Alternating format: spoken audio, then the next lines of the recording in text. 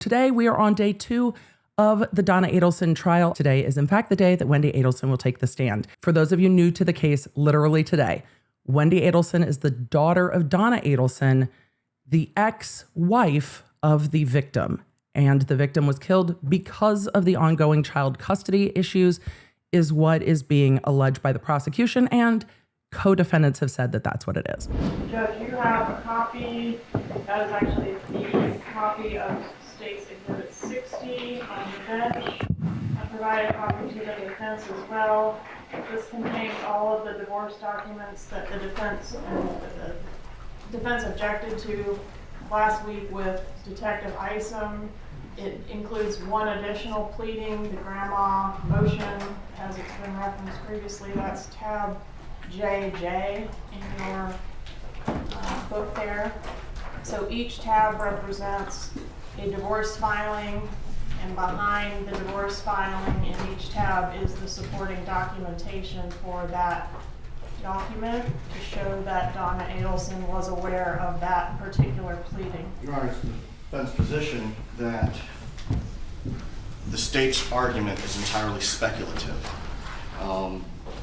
In Investigator Newland's testimony, he indicated that the pattern indicated that when Donna was responding to these emails with pleadings, she would sign it with her name, or she would indicate Dad and I. This response, JJ2, just says, wow, exclamation point. As a result, Your Honor, it's our position that the state cannot establish a foundation for admission of JJ1, which is the March 26, 2014 counter motion that the state has nicknamed the grandmother motion. Scott, hold on, you may briefly respond. Judge, the email was sent to a joint email that we can prove was routinely checked and responded to by Donna Adelson. She routinely checked and responded to emails specifically in reference to this divorce, and the pattern and totality of the testimony will show that she was the one that was primarily engaged in receiving pleadings, giving feedback on pleadings, even drafting and editing pleadings on Wendi's behalf. So I think the fact that the email was shared, and if the defense wants to point that out and argue that maybe it was Harvey that responded to this particular email, then they're free to do that. I think that goes to weight, not admissibility. I think it's important that the second time the email was shared, it was directed to Mom and Dad, meaning it was specifically directed to Donna and Harvey, so not just to Harvey. The foundation for this item will need to be established, it sounds, through multiple witnesses, both Investigator Newland and also through the testimony of Wendi Adelson. However, once the pattern has been demonstrated, I will find, based on this can be admitted if the pattern, in fact, does show that both either Donna Adelson or Harvey Adelson would both respond from this email concerning matters of the divorce, and the communications do, in fact, match other communications that were made specifically by the defendant. Does Donna send an email to her daughter Wendi regarding how we're going to take this news that relocation has been denied by the courts? Yes, she does. And does it say it's behind us, it's over, nothing else to fight about? No, this says never, never, never give up. It's time for action. It's time to take control of your life and not let Jibbers think he's just won anything by having you remain in Tallahassee, 8 hours away from the only family you have, and lose out on what will be a job that will afford you and your children advantages that they will never otherwise be able to enjoy. Let's show this F what will make him absolutely miserable. Fast forward, however, the rest of your life, and consequently Dad's, mine, and yes, even Charlie's, will be affected by how well you can perform or act before July 31st. You can be a good actress when you want to. I've seen you in action. You need to put on the performance of your life. Jibbers hasn't beaten the Adelson family yet. You have a very strong family behind you. Dad and I have done everything we can to try to help you for the last 10 months. Now it's time to help yourself. Fast forward, if you can put these actions before everything else this next month, and you know that you've only got the kids a limited number of days to do this. We believe that Jibbers will be saying, stop this, and you'll be telling him, you wanted me in Tallahassee? My children are going to fit in this Bible Belt. They're going to church every time I have them. I'm having them privately tutored at home to get them caught up for Sunday school classes. Tell him that you've got a new outlook on life and a new hope, and you'd like to go to heaven. Perhaps he would like to join you and the boys at church. Plan of action. 1, take photos of the boys dressed nicely, standing at the front door or by the sign of a Tallahassee church. Then change your Facebook status photo to this one so everyone will see this. Perhaps a line under the photo with New Beginnings in Tallahassee might be nice. And 2, make arrangements to get the boys caught up with a private tutor, a teenage Catholic church member, who will come to the house to teach the young men about Jesus. If you don't have time to arrange for this to happen, I'll happily do it for you. 3, let Jibbers know that your children will be baptized in the Catholic Church. Let him know that the Catholic Church is a big part of your life now with the boys, and you'd like him to be part of it. As long as he wants you to remain in Tallahassee, the boys will be involved with you in church-related activities and ceremonies. Let him get used to it. I've already checked this out, and a baptism can be arranged within 2 weeks. 4, I'm looking into summer camp programs for the boys. We will pay for it. 5, register them for toddler classes at church. I've looked into this, and even if they don't go, we can show Jibbers that they are enrolled for the fall semester. And you cannot tell anyone this is an act. Take control from him, get to him psychologically. He's going to want you to stop this. We plan to make a financial offer to him to allow this relocation. You need to work this plan, and we'll help you through it. We'll help you through it so that it may affect how much we will offer him. Maybe he'd be willing to let you relocate if he knew his children would attend a private Hebrew academy like Donna Klein in Boca, or perhaps he'd like them to invite him to a Christmas party at their other Sunday school, in quotes. And then she says, I know you would never want to think that you didn't do absolutely everything you could to try to come down to your family. We don't want Danny to continue his religious influence over these children any more than what he's already done. If he keeps this up, they won't want to eat in your non-kosher home. As they get older and more involved under Jibbers' religious influence, they will be able to request which parent they want to live with. Don't allow Jibbers to have this power and control over them. Then in reality, he's going to have the same control over you. Dad and I is referred for the person. It's time for you to show us that you can put on the performance of your life for the next few weeks. We send this letter with our love and only the best intentions, Mom and Dad. What is the document in JJ? We've now The caused former husband's counter motion for enforcement of MSA on parenting issues and motion for contempt and sanctions. And is this the motion that includes the allegations, grandma says you're stupid? counsel. This is the foundation for giving the comments. The prosecutor's like, is this the one where she's calling him stupid? Ma'am, no. The defense attorney's objecting, and she's like, let me just put it all in there. Of the document, Ms. Kappelman, objection is sustained. Are you familiar with the contents of the motion? I am. The email on 1216. But she's still Dan trying to get Markel into sent it. the email to Wendi Adelson and their parenting coordinator. Right, and then you say it was forwarded. Who was it forwarded to? To donnaharvey@gmail.com. Okay, and that was on 12/17 of 13. That's correct. And did someone respond to the email? They did. And what did the person say? Wow, with an exclamation point. The court's not satisfied yet, and he doesn't want her to Right, read it yet. The hearing She's going to have to on wait. this motion that Dan Markel filed, She was it knew ever that. conducted? Motion JJ is the grandmother motion. It's called the grandmother motion. I'm going to turn court down just a little.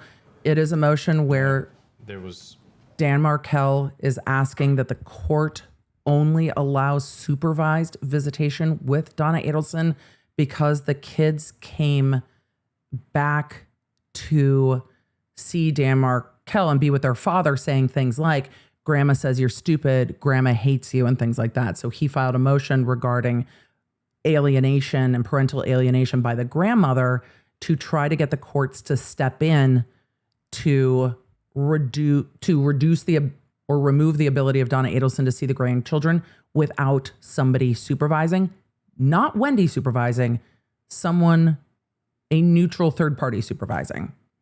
So he's looking for the answer on that. The hearings continue to get reset. Okay, and what prevented the hearing from occurring Eventually, Mr. Markel was murdered. before the hearing took place? Yes. Ding, ding, ding.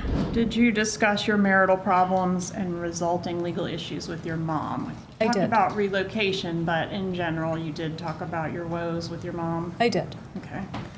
And I think you said you did send many of your divorce pleadings to her, is that right? I did. What about your dad? What was his role in reference to your divorce pleadings? I don't remember exactly. My parents have a shared email, so when I send an email to one of them, I would send it. It was being sent to both, but I don't know who was reading what or at what time. Is it fair to say they were both welcome to read whatever you sent to that email address? Yes. And both welcome to reply as well? Yes. Who would reply more frequently, your mom or your dad, to those My mom types? would reply more frequently. Before you continue, Ms. Kaplan, I am going to admit state 60JJ at this time. Is there any? The grandmother motion just came in. Also, I'm just letting the psychology of Wendy's. I don't have time for the soapbox today. I'm with you, chat. Objection the defense wishes to raise. Yes, Your Honor. Same objection. The court admits it over objection. For the record, you may continue.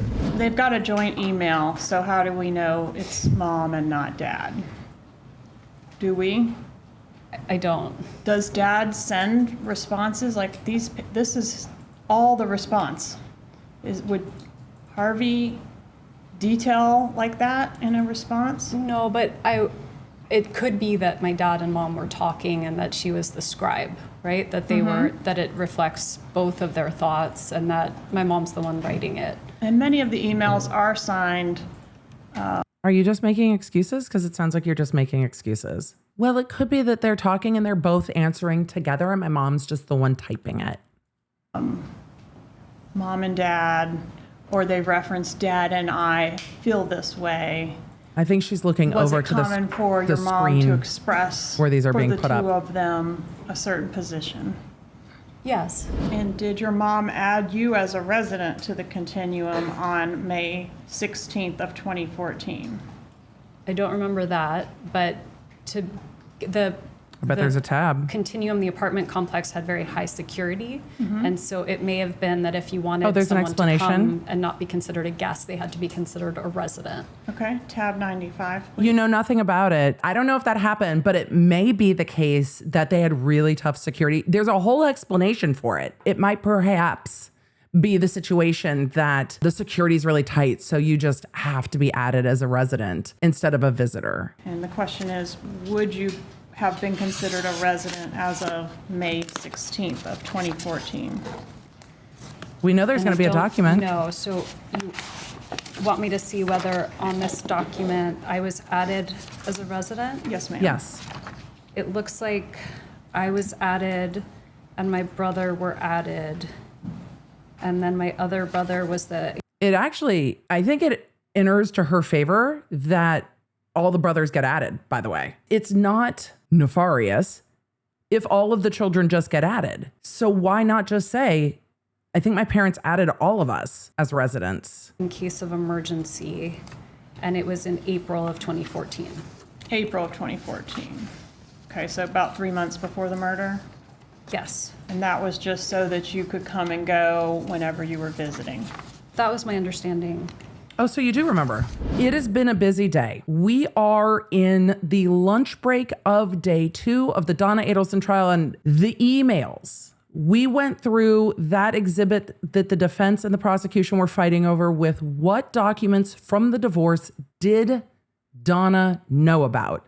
And how did she know? Did Wendi forward them to her? Were there email communications? We saw a lot of the email communications. They are wild to me. And we saw how Donna was responding in real time and answering back to Dan Markel's filings in the divorce, how contentious the divorce got.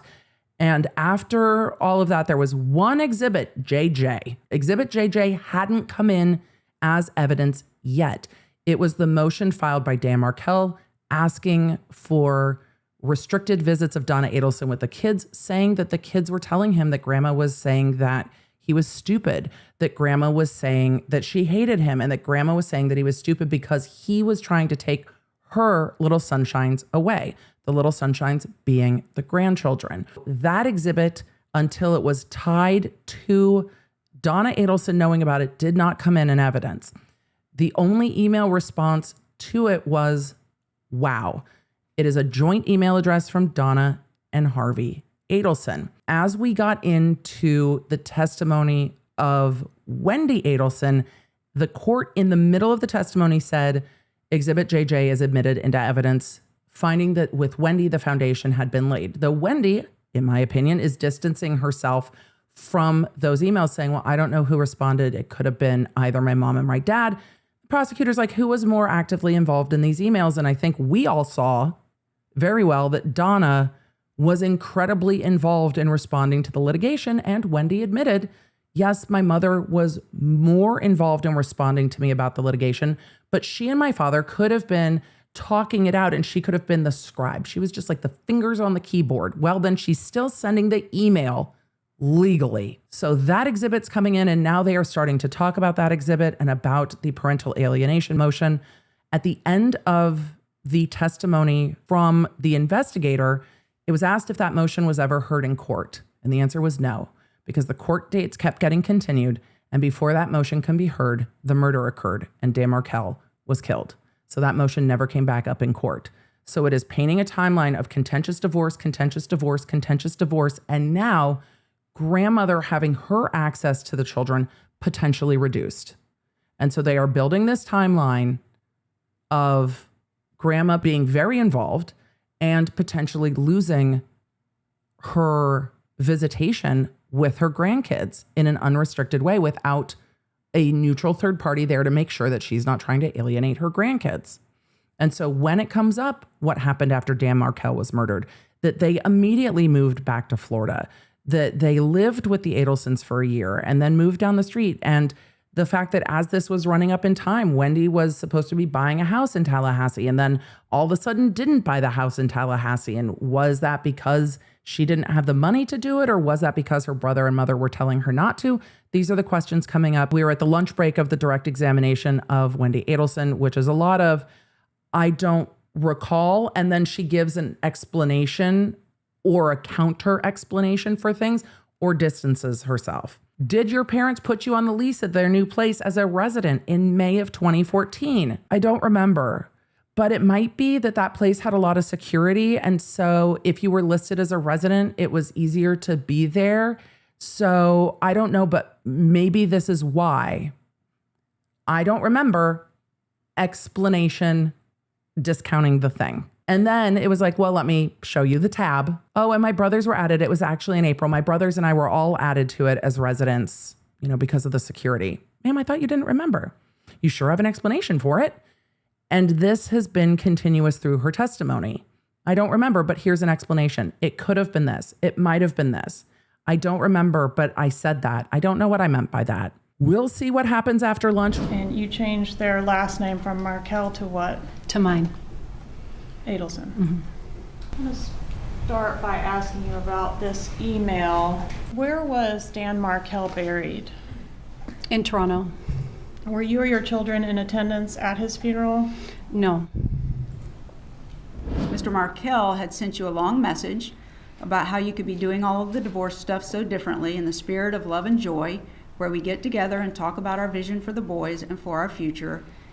And I won't say what you said after that. At this point, you're kind of agreeing with him. You want to do it peacefully, right? Yes. Okay. And you talk about the One alternative is you could call Gary. Now, Gary is the gentleman who was kind of offering you a position in Miami, right? Gary was a partner at the law firm where a position was offered to me. Okay, and your plan was to have him come and testify at the relocation hearing about the job that he would be giving you if you relocated there, correct? Yes. And you had other people who were going to testify there as well on your behalf, right? Yes. Okay.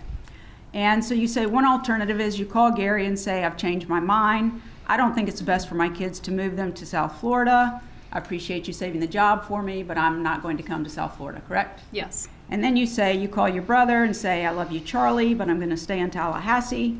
I know you don't agree with my decision, but that's what's best for me and the kids right now. I hope one day you'll understand. That was something else you were considering, correct? Right. And then call your parents and say basically the same thing. And if they wanted to come up anytime and visit you and the boys in Tallahassee, they were free to do so, right? Yes. But that's like they've always been doing, correct? Yes. Okay. So you think if you take relocation off the table, that it will give you an opportunity to discuss things with Mr. Markel and hopefully work them out, right? Yes. On the next page, you talk about what the alternative vision is, and that's what you currently have planned, which is to have Gary fly up to testify at the hearing, right? Yes. Your mom would testify, right? Yes. They would fly up and spend days with you, correct? Yes. You expected at that time the hearing would last 1 to 2 days, right? Yes. And you were concerned that you would go through all of that, spending more money, being more stressed. And then you say, for the chance to save face with my family and to be given an opportunity I don't actually want, to live with them in South Florida. That's what you said, right? Well, I say an opportunity I don't actually want with all of my heart, but maybe part of it, Okay. to live with them in South Florida. All right. And then you say, so I am willing to put myself through all of this just to keep up appearances with my parents and brother that I want to be living down in South Florida or down south with them, even though I don't want to. That's what you said, right? I say, even though I don't want to give up my current flexible job where I get to spend maximum time with my kids so I can be with them. Okay. And that was June the 4th of 2013, right? Yes. And what you end up choosing was the second alternative, correct? I went through with the hearing. Okay. So you went into this hearing and Gary ended up coming, correct? He did. And he testified, right? Yes. And you gave some testimony, correct? Yes. And what happened was the judge kind of called a timeout, right? I don't remember a timeout. At some point, she wanted to speak to counsel. Is that right? I'm sorry, I don't remember that part of her speaking to counsel. Do you remember the judge making some comments about the children hadn't been harmed and since he hadn't pulled out their toenails? I do remember the toenail comment, yes. So she wasn't leaning towards relocation, correct? No. Okay, so even though you had other witnesses, you didn't proceed with the hearing, right? Well, I think we had the hearing and the judge decided. You didn't call all your witnesses, did you? I don't remember. If you look at the order, it says order on wife's petition to relocate with the minor children. And then it says what the court orders and adjudges. The court does not find that the wife has met her burden of proof that a relocation is in the best interest of the minor children. You see that? Yes, number 1. Yes, and your mother actually stayed outside for the testimony of that hearing with your dad, correct? I don't remember, but I remember asking her to stay outside if she was going to testify. Okay. And you came outside at some point and told your parents that relocation was denied, correct?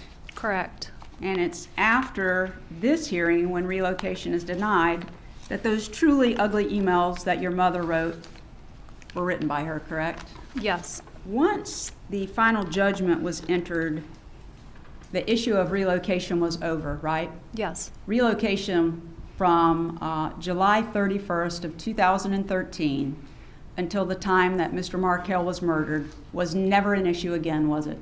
It was never an issue from the day it was decided on July 31st, 2013. That's when it ended. Certainly after the final judgment, correct? Yes. And that's the end of the discussion about relocation, right? Yes. no more plans about how to get relocation, that the issue's decided, correct? It was decided. Ms. Adelson, if you look at that order that's entered by the court, besides saying it's denied, it says something pretty important, and I think the state pointed this out in its opening. It says that this denial is with prejudice Yes, ma'am. of the wife's petition for request to relocate with the minor children. And you're a lawyer, so you know that with prejudice means this is done. This topic in this divorce is over. Yes, with prejudice means it's a final decision of the court. But what it says right before that is, as such, the parties stipulate to the denial with prejudice of the wife's petition. You see that? Yes, I do. So what happened is after the judge says, if their toenails haven't been pulled out, I'm not thinking relocation, you actually stipulated to denial with prejudice, right? Yes. You did not tell your parents that you stipulated to denial with prejudice, did you? I don't remember any conversation there, really. So, not knowing that it was denied with prejudice, your mother thought you still had an opportunity to get it up through your final hearing, right? I believe so. And so she kept writing these ugly things and giving you all of these ugly suggestions, right? She did write those emails. If you had told her you stipulated with prejudice, that's probably not what you wanted, Mom, but that would have been the end of it, right? I don't know. I would just be guessing. Well, if you'd just be guessing, after she thought it was finally over on July the 31st, there were no more emails suggesting you do things like she suggested between the hearing date on June the 20th and the final hearing on July the 31st, did she? Can you help me? What is the question? So sure. So your mother doesn't know when you get out of the hearing on June the 20th that you've stipulated that this is a forever decision. So she writes these ugly emails, right? She may not have understood that it was a final decision of the court. It was a decision of the court because you stipulated to it, Ms. Adelson, didn't you? I did stipulate to And it. she didn't know it. She thought you had up until the final hearing. So she's marching along, trying to come up with more suggestions of how you can pressure Danny and get him to agree for you to relocate, even though you know it's dead, right? I knew that it was a final decision. And after July the 31st, when she thought it was a final decision, she wrote no more emails suggesting you do these crazy things to still try and get relocation, did she?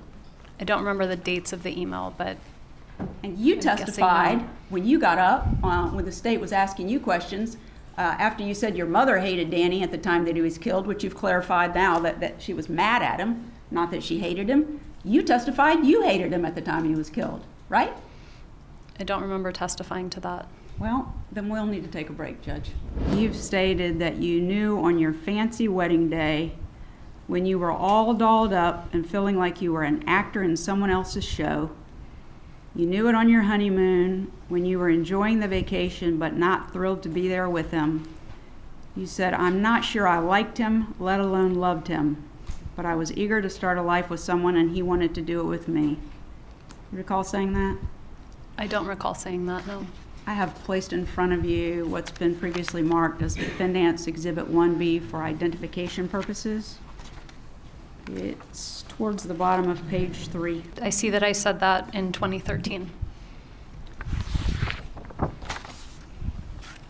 Ms. Adelson, you would agree that when Danny Markel was murdered on June the 18th of 2014, your little boys lost their father for the rest of their life. On the day that he was murdered was July 18th, and yes, my boys lost their father. They're growing up as 11 years have passed without his influence in their life in any way. They're not eating kosher like they would have with their father. They are not. They don't have him at all. They don't have him in their lives day to day, no. Because on July the 18th of 2014, he was brutally murdered in his driveway. Isn't that true? That is true. And you testified on direct that anybody in your family that had anything to do with it should be held responsible. Isn't that correct? Yes. And that includes you, doesn't it? Anyone who's responsible. You said you were an actor in someone else's show. Whose show was it? I think I felt like I just wasn't fully present in my own life, that I had always been a real people pleaser. And so there was an aspect of not always being true to myself and wanting to make other people happy. Do you recognize that email? I mean, I recognize the email address. Is that what you mean? Yes, ma'am. Who's Yes. the email from? The email is from my mom and dad's email address to a friend of theirs. Who's the friend?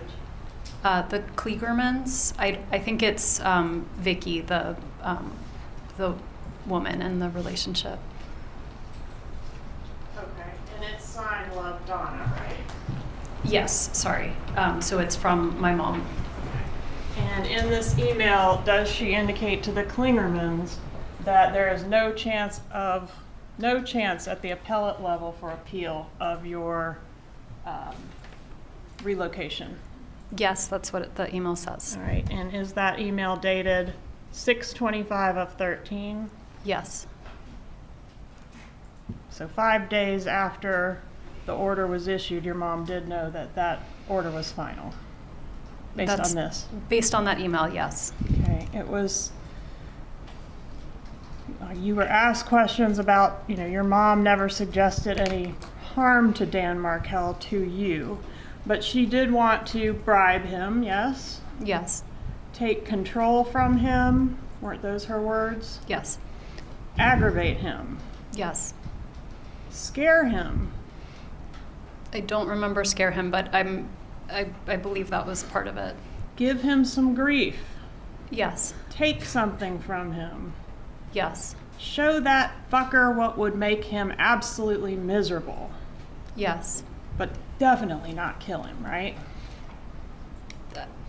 I don't know what the question is. Donna was caring and devoted to your boys. You were asked about that. That's true, right? Yes. In fact, she maybe cared a little too much about your life and you and what was going on with you sometimes, right? I don't know that you can care too much.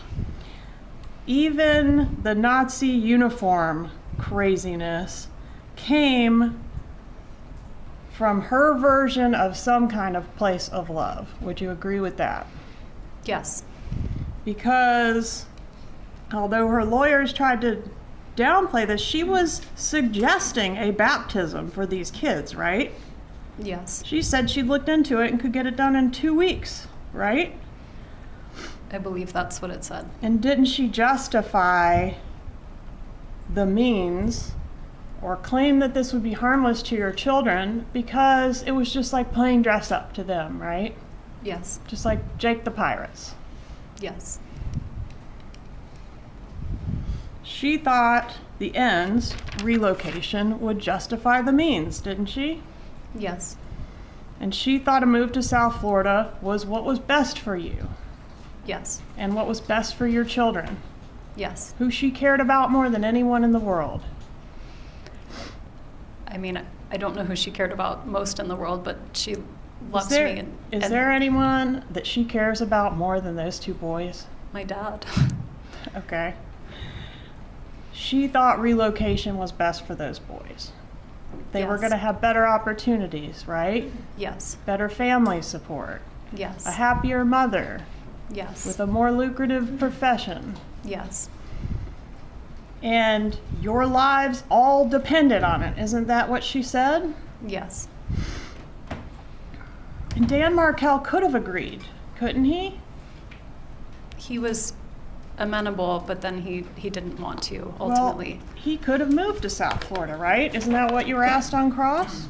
Yes, he could have. Could have moved to South Florida and enjoyed all that delicious kosher food down there, right? Yes. And if he had relented, you and he could have had separate lives in Miami and happily co-parented the boys, right? In That theory, could have happened. Yes, it could have. Except he wouldn't relent, would he? I mean, he said no, and so we had a hearing, and the judge said no. Right. He wouldn't relent. He wouldn't give your mom what she wanted, would he? I mean, we only had one conversation about it, so it wasn't like a ongoing thing. It wasn't an ongoing thing? What wasn't? I mean, between Danny and I, we talked about relocation. He said he would think about it, and then he said he didn't want to. And then we had the hearing, and then that was the end of it for me. Yes, but you were asked on cross, wouldn't things have been potentially great for Danny down there too? Yes, I think they would have. Couldn't we all have lived happily ever after if he would have agreed to move down there too? Possibly, right? Possibly. But he wouldn't agree. He didn't agree, no. Nothing further. We're at the afternoon break, and I don't know how things keep happening in trials that actually surprise the shit out of me, but the end of cross-examination today and the redirect of Wendi Adelson has absolutely stunned me. The defense had a very friendly cross-examination of Wendi. Wendi, we could have done this. You wanted to do this. Your mom is loving. Your mom is delightful. Your mom is a ray of sunshine. Your mom. And then it turned. And it was, Wendi, you stipulated to no relocation, but you didn't tell your mom you stipulated. You told your mom it was the judge. You agreed to no relocation with prejudice. You agreed it would never come up again. You chose to put the issue to rest. And then the defense pulls out an email, one where Wendi is talking about not wanting to go to move to South Florida with her parents and feeling stuck that she either has to continue with this hearing to get a result that she doesn't really want, or she has to call off the hearing and tell Charlie and her mother, I'm so sorry. I like my job. I want to stay in Tallahassee. Tallahassee's not my favorite. My job has a lot of flexibility. I want to stay here with my job. And I think it's just better for the kids that we stay in Tallahassee with their father. So I either have to tell my family the truth or I have to go through with the hearing. And she actually said, I have to save face with my family and continue to go through with this hearing. And what did she choose to do? Go through with the hearing. And then the defense brings in an email where Wendi is talking about her fancy wedding day, feeling like she was in someone else's show and being on her honeymoon and enjoying the vacation, but not really being happy that she was there with Dan Markel and thinking that maybe she didn't really like him very much, didn't love him, but she wanted to start a family and a life, and he wanted to do that with her. And then we get to the redirect, where Wendi agrees with so many of the things the prosecution said, including that it was your mother. Wendi said, well, yeah, there were times I didn't feel like I had agency. I was paraphrasing that, but I was a people pleaser, so I didn't say these things to my mother. And we go through the cross-examination, and the cross-examination is, so, but what you were telling your mom is that Dan Markel is the one who would not acquiesce to you moving. He's the one that was blocking the relocation. He's the one that was blocking Donna from being with the grandkids and everybody living in South Florida. He was the point that was stopping everything. And that Donna knew in June, before the final order, that there was no appeal on the relocation issue. And yet she persisted in the dress the kids up. It's not a big deal. It's just like playing pirates costumes. Get them baptized. Catholic. It's just pretend. Absolutely freaking wild. But the part that I didn't expect is at the very end of the defense cross-examination, the defense attorney says, in your police interview, you said whoever did this should face the full consequences, prosecution to the full extent of the law, even if it's you. No further questions. The beginning of the cross-examination was so friendly to Wendi. The end of the cross-examination was, didn't you chutney? I don't even know what happened, but the defense's approach seems to be, what if it's you, Wendi? Now, was this like a healthy level of involvement that she had with the three of your lives, or was it more of like a micromanaging as you saw it? I think it was certainly between over-involved and controlling. It probably lended itself more toward controlling, but there's in various realms, more or less. But I think certainly that was the tension. Okay, so a little more on the controlling side. Yes. And does that include your personal lives as far as your relationships and in your professions, your jobs? Yes. After Dan Markel was murdered, you felt I guess, compelled to tell police, like, hey, I heard she has this boyfriend she hasn't told anybody about named Jeff? Yes, they, I did, the FBI came to my house and I spoke to them once, and either it didn't come up or, it's a bit nerve-wracking talking to the FBI, and that they didn't ask any questions about that. And then, I guess over the ensuing week, I'd heard about like this Prius and this this unsolved murder. And I remembered, it struck me as odd that I was sent these photographs of a boyfriend and not to tell the parents about him. And so that's when I wanted to have a clean conscience. So I reached out to the FBI and I said, I don't know if this matters, but I figured I would, tell you about this. And they came back for a second interview and looked at the pictures. Did you end up talking to law enforcement and letting them, answering their questions, letting them know what you knew? Yeah, they came to my office the next day, and we with 2 agents, and we had we had an interview. Okay. After that conversation with, you said it was the FBI earlier, right? Yes. Okay. After that conversation with the FBI, did Donna Adelson ever say anything to you about having talked to law enforcement or the FBI? It was either that afternoon or the next day, but and she called me and said, just want to let you know, if the police come around, don't talk to them. Okay, so she told you not to talk to law enforcement. Correct. Did you let her know that you already had talked to law enforcement? Yeah, I said I already did. And what did she say to that? She said, "Oh, well, you don't know anything anyway." You don't know anything anyway? Correct. Was that an unusual statement coming from your mother? Yeah, it just, everything that week was unusual, but I clearly didn't know anything, but I wasn't going to not talk to the FBI if they show up at my house. Did Donna Adelson seem curious about who killed Dan Markel? No. What would your mom, Donna Adelson, do if you did try to ask her any more about Danny's murder after that? It wasn't a subject for discussion. It would be rerouted, or it was just not a subject to discuss. When you say rerouted, do you mean like changing the subject? Yeah. Do you remember in May of 2016 when Sigfredo Garcia and Luis Rivera were arrested?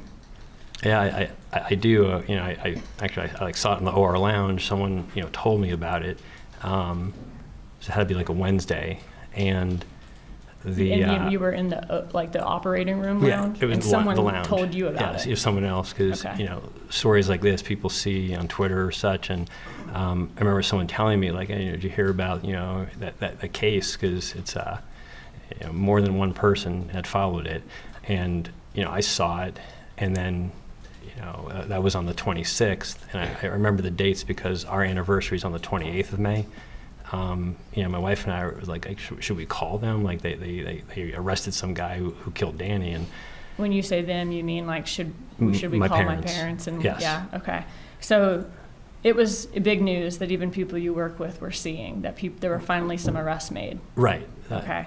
And that was 2 days before your anniversary, you said? Yes. Okay, so did you and your wife eventually talk to your parents? We did. We thought, should we call them? And we figured, if they wanted to call us, they would call us, and then they didn't. And so we figured, well, they'll call us on our anniversary, and so we can just sit tight. And I'm sure it's pretty stressful. And this guy was arrested in Miami, and so they called us on our anniversary, which was the 28th.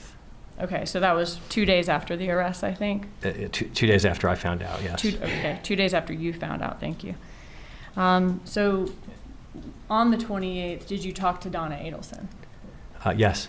All right. And when she called you, was she telling you the good news that Danny's killers were arrested? No, she just called us for anniversary, and wished us well, and had some small talk for a bit.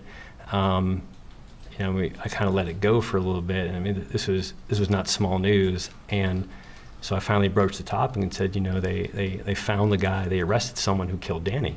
There's no response, and I said it, at least 2 or 3 times that they made an arrest. They got the guy who killed Danny.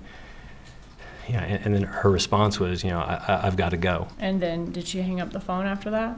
Yes. And did you ever talk to her about it again ever after that? No. Was that the last conversation you had with her? That was the last time I spoke to her. Okay. Was this vehicle consistent with the one you saw that day that turned at the roadblock? Yes. Were you able to see the driver of the van? No. About what time did the vehicle approach the roadblock? Approximately 1 o'clock, somewhere in that range. Okay, I think, did you say between 12 and 1 in Somewhere in your report? there. Okay. But don't know exactly the minute that it approached. Okay. Was there anything unusual about the way the vehicle, or I guess the driver of the vehicle, behaved when the vehicle encountered the roadblock that stood out to you? It wasn't fast or anything, but it was just a little more deliberate and pulling up, turning around, and leaving. The other vehicles, which is consistent with other times I've had to block roads, when vehicles pull up, they kind of stop and they're processing like, well, I can't go this way, and trying to think, well, where do I got to go now, etc. So this one didn't squeal tires or anything like that, but I mean, it was boom, boom, boom, and out. So just less hesitation. Correct. Did the driver of the vehicle ask you any questions? No. Did the driver of the vehicle question anybody else, any other officers there at the roadblock? Not where I was. They just No. turned around and went back towards Centerville? Yes, ma'am. That's all. I feel like we have been in this trial for 700 years, but at the end of day 2, we have also seen testimony from the other Dr. Adelson, Dr. Rob Adelson, the oldest child of the Adelson family. And he had quite a lot to share about conversations with his mother after the murder happened and things that were going on in the family before the murder, including Donna's general interjecting into her kids' lives, the things Rob told the FBI when interviewed, the fact that Donna called him and said, just kind of a heads up, law enforcement might want to talk to you. It's better if you don't talk to them. And he said, well, the FBI came by my office, my work office, and I spoke with them. And Donna Adelson's response was, well, you don't know anything anyway. And then after the arrests were made in 2016, he saw it at work. People at work were saying, hey, did you see there was an arrest in the murder of your former brother-in-law? And his mom didn't call. And so he and his wife had a conversation. We're like, well, our anniversary's in 2 days. My parents will call for our anniversary. They called for the anniversary, never brought it up. Chitty chatted about small talk and happy anniversary. And he said, I broached the topic of the fact that people had been arrested for the murder of Dan Markel. And at the end of him asking several times, Donna simply said, I've got to go. That phone call in May 2016 is the last time he spoke with Donna Adelson. He did not talk about the rest of the family, though I am guessing, based on how heartbroken he looked on the stand, that was consistent. He said there were a number of things his mom said to him that just stuck out, and not in a good way, and seemed unusual. We have heard what Rob Adelson had to say, and I am just absolutely floored because Donna's behavior says quite a lot. From the last witness of the day, we learned that when the road was blocked off where the Markel house was, because law enforcement showed up and did an investigation, they put crime scene tape up, they secured the crime scene, nobody was driving by, nobody was coming in and out of the street, they blocked off the road, that a few cars came by and had to turn around because of the crime scene tape. And most of them kind of slowed down and were kind of reassessing and looking, but there was a red Honda Odyssey, same car that Wendi Adelson drives, and it came down to the crime scene tape and just flipped around and took off. He said, I'm not saying tires were screeching, but it was incredibly abrupt. Wendi Adelson is going by her ex's house, because that's the way she was driving. There's crime scene tape, and she doesn't ask, hey, what's going on down there? She doesn't take a look. She's not concerned. She's not upset. No. Flips right around and takes right off. Behavior's interesting, isn't it? And we're only on day 2. We're 10 witnesses in on day 2. And the jury has to be like, what is happening? Because we have learned quite a lot. Thanks for joining me. If you enjoyed this episode and don't want to miss updates on your favorite cases, you're going to need the Law Nerd app at lawnerdapp.com. That way you can stay in the loop on the cases that matter most to you, and you never know when you're going to catch feelings for a new case. So make sure you get it for free on iOS and Android. Thank you for being here. and thank you for being a Law Nerd.